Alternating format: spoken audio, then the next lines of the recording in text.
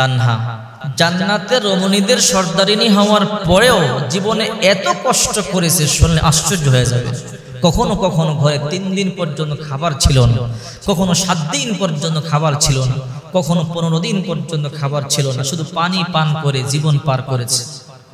একবার বিশ্বনবী মুহাম্মদুর রাসূলুল্লাহ সাল্লাল্লাহু আলাইহি ওয়াসাল্লাম ফাতেমার বাড়িতে আসলেন। নবীজির ঘরেও 3 দিন পর্যন্ত খাবার নাই। আল্লাহর নবী মাঝে মাঝে ফাতেমার বাড়িতে আসতেন ফাতেমারে দেখবার জন্য। নবীজি বলে, ফাতেমা রে, তোরে না দেখলে আমার কলিজা ঠান্ডা হয় না, তোরে দেখলে আমার কলিজা ঠান্ডা হয়। কখনো কখনো নবীজির ঘরে যদি খাবার না থাকতো মেয়ের কাছে আসতেন, এসে বলতো, ফাতেমা রে, তোর ঘরে কোনো খাবার থাকলে আমারে দে। একদিন নবীজির ঘরে কয়েকদিন পর্যন্ত খাবার নাই। আল্লাহর নবী বিশ্বনবী মুহাম্মদুর রাসূলুল্লাহ 3 দিন পর্যন্ত অনাহার। মনে মনে ভাবে মেয়ের বাড়িতে যাই, ফাতেমার বাড়িতে যাই, গিয়ে দেখি আমার কলিজার টুকরা কন্যার ঘরে কোনো কিছু আছে নাকি। আল্লাহর নবী হাঁটি হাঁটি পা পা করে কষ্ট করে ফাতেমার বাড়িতে আসলো। আসবার পরে বলে, ফাতেমা রে, এ মা, তোর ঘরে কোনো খাবার আছে কিনা আমারে দে। ফাতেমা কোনো কিছু দেয় না। আল্লাহর পয়গম্বর বলে, কিরে ফাতেমা, তোর ঘরে কি কোনো কিছু নাই? বলে, বাবা, আমার ঘরে আজকে 3 দিন পর্যন্ত রান্না বান্না নাই। নবীজি কান্না করে দিলেন, রে ফাতেমা, তোর ঘরে 3 দিন পর্যন্ত রান্না বান্না নাই, আমারে কেন বলস নাই? বলে, বাবা, আপনার ঘরেও তো 3 দিন পর্যন্ত খাবার নাই। আল্লাহর পয়গম্বর বলে, আমি না খাইয়া থাকতে পারি রে, কিন্তু তোরে আমি না খাওয়াইয়া থাকতে পারি না। ফাতেমা এমন একজন নারী ছিল, জান্নাতের রমণীদের সর্দারিনীর সুসংবাদ পাইছে। এরপরও ফাতেমা দেখেন কত কষ্ট করেছে। ফাতেমা চাইলে আল্লাহ জান্নাত থেকে তার জন্য খাবার পাঠাইতো। আল্লাহর পয়গম্বর বলেন, ফাতিমাতু সাইয়্যিদাতু নিসাই আহলিল জান্নাহ, আমার ফাতেমা জান্নাতের রমণীদের সর্দারিনী। সাধারণ কথা নয়। একবার ফাতেমা রাদিয়াল্লাহু তাআলা আনহা রোজা রাখছে, শুধু পানি পান করে সাহারি খাইছে। হযরত আলীকে বলল, আলী, শুধু আপনিও পানি পান করে সাহারি খাইলেন, ইফতার করার জন্য ঘরে কোনো কিছু নাই। ও আলী, যান যান, দেখেন একটু কাজ করে কিছু গম বা আটা পান কিনা। হযরত আলী কাজের সন্ধানে চলে গেলেন।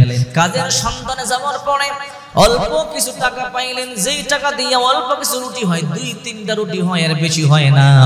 হযরত ফাতেমা রাদিয়াল্লাহু তাআলা আনহা 2-3টা রুটি বানাই অপেক্ষা করতেছে। ইফতারের আজান হবে, স্বামী আর স্ত্রী খাবো।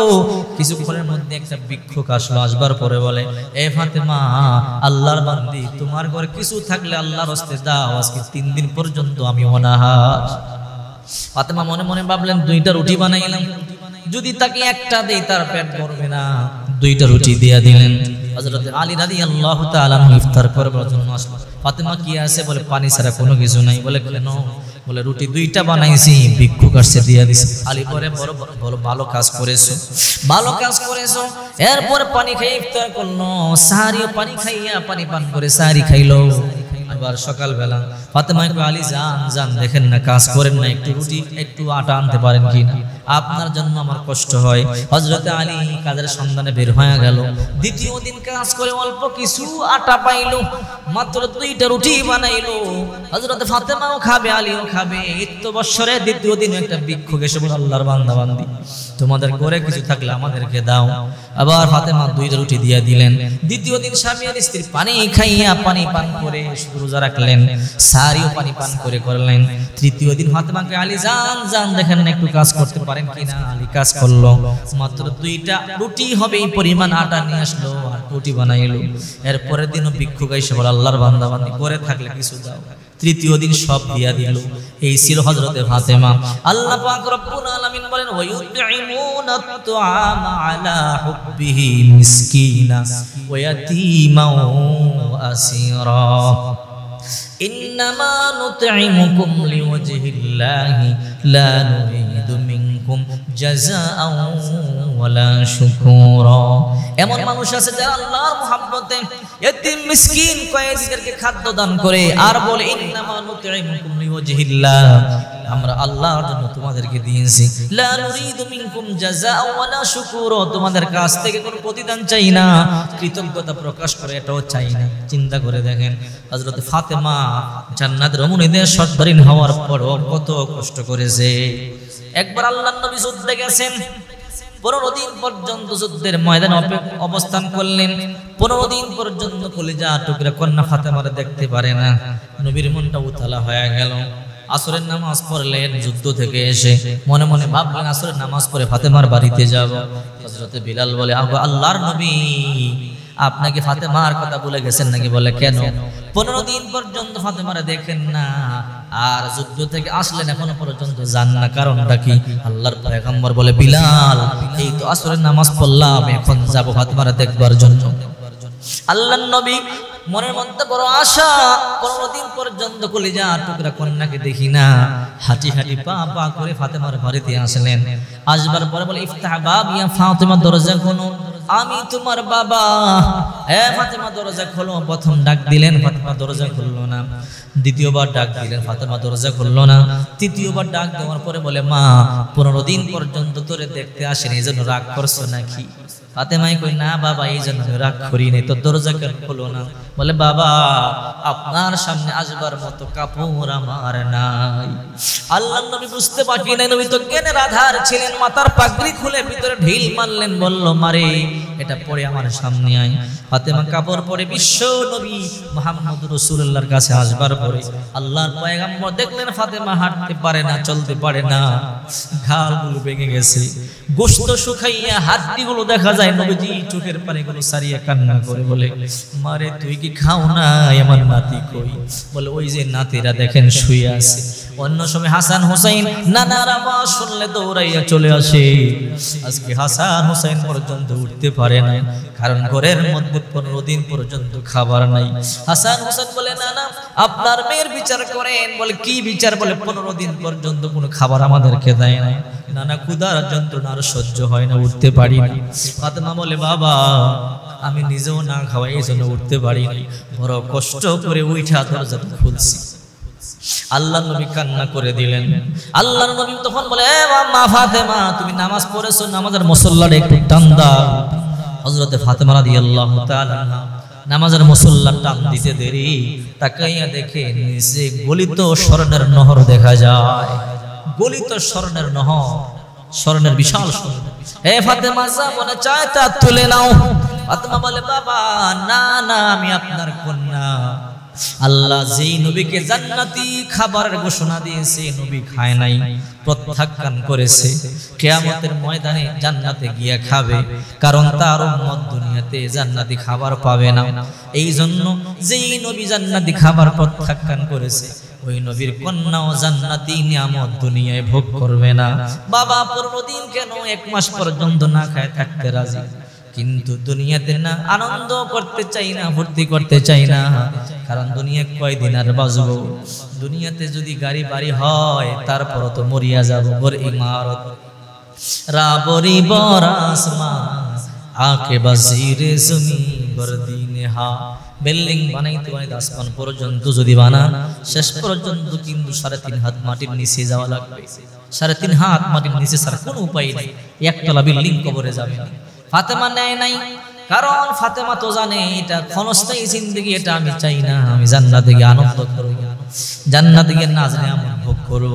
এমন সময় গেছে, ফাতেমার জন্য জান্নাত থেকে খাবার পাঠাইছে, ফাতেমার জন্য জান্নাত থেকে শাড়ি পাঠাইছে। ফাতেমা সাধারণ নারী নয়। আল্লাহর পয়গম্বর বলে, ফাতিমাতু সাইয়্যিদাতু নিসাই আহলিল জান্নাহ, ফাতেমা জান্নাতের রমণীদের সর্দারিনী। আল হাসান ওয়াল হুসাইন সাইয়্যিদা শাবাবি আহলিল জান্নাহ, হাসান হুসাইন জান্নাতের যুবকদের সর্দার, আর এই জান্নাতের যুবকদের সর্দারের ফাতেমার পেট থেকে আসছে। এই জন্য মা বোনদেরকে বলি, আজকে ঘরের মধ্যে এক বেলা খাবার না থাকলে স্বামীরে ধমক দাও, 2 দিন কাজে না গেলে স্বামীরে ধমক দাও। আহারে ফাতেমা 15 দিন পর্যন্ত না খাওয়া, কিন্তু আলীরে কষ্ট বুঝতে দেয় না। ঘরে আসলে ফাতেমা আলীরে নাচতো, গান গায়ে আনন্দ দিত, ফুর্তি দিত, যেন আমার স্বামী কষ্ট না পায়। আর আজকে ঘরে আসবার পরেই চেক করে স্বামীর হাতে কি, ব্যাগে করে কি আনছে, আমার জন্য কোনো কিছু আনছি না। না, স্বামীর কষ্ট দেওয়া যাবে না। আল্লাহর নবী বসে আছে, ফাতেমা কান্না করে কই আল্লাহর নবীর সামনে দিয়া যায়। নবী কই, কিরে ফাতেমা, কেন কান্না করো? বলে, আপনার সাহাবী আলী আমার উপর অসন্তুষ্ট হয়ে গেছে, নবীজি কোনো কথা বলে নাই। কিছুক্ষণ পর আবার ফাতেমা হাসতে হাসতে যা, আল্লাহর নবী কই কিরে ফাতেমা হাসো কেন? বলে আপনার সাহাবী আলী আমার উপরে সন্তুষ্ট হয়ে গেছে। আল্লাহর নবী তখন বলে ফাতেমা শোনো, আলী অসন্তুষ্ট অবস্থায় যদি তুমি মরিয়া যাইতা আমি নবীজি সুপারিশ করতাম না। এই জন্য মা বোনদেরকে বলবো স্বামীর খেদমত করে, স্বামীরে ভালোবাসেন, কারণ আপনার ইন্তেকালের পরে আপনার স্বামী আপনার উপরে সন্তুষ্ট থাকলে আল্লাহ সন্তুষ্ট হয়ে যাবে।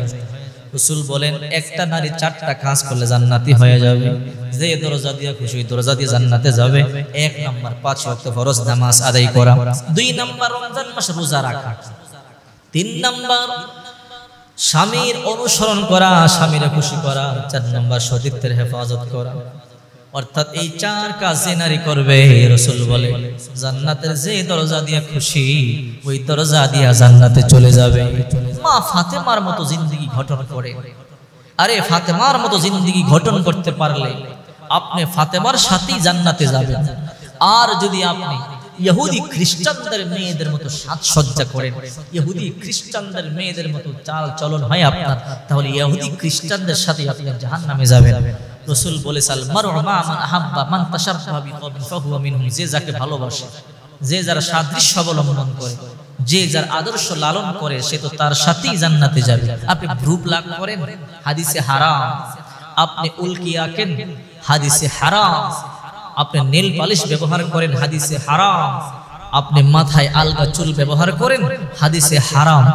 অথচ আপনি এগুলো করেন, তাহলে তো আপনি ওই ইহুদি খ্রিস্টানদের সাথে জাহান্নামে যাবেন। হযরতে ফাতেমার জিন্দেগি পড়েন, হযরত ফাতেমা কিভাবে তার জীবনকে পরিচালনা করেছে, কেমনে চলেছে, ওই রকম চলতে পারলে, ওই রকম জীবন পরিচালনা করতে পারলে তাহলে হযরতে ফাতেমার সাথেই আপনি জান্নাতে যাবেন। এই যে মহিলা মা বোনদেরকে বলবো আসুন আমরা ইসলাম নিয়ে গবেষণা করি, ইসলাম নিয়ে স্টাডি করি, তাহলে দেখবেন জীবনটা সুন্দর হয়ে যাবে, কপাল খুলে যাবে, ভাগ্যের পরিবর্তন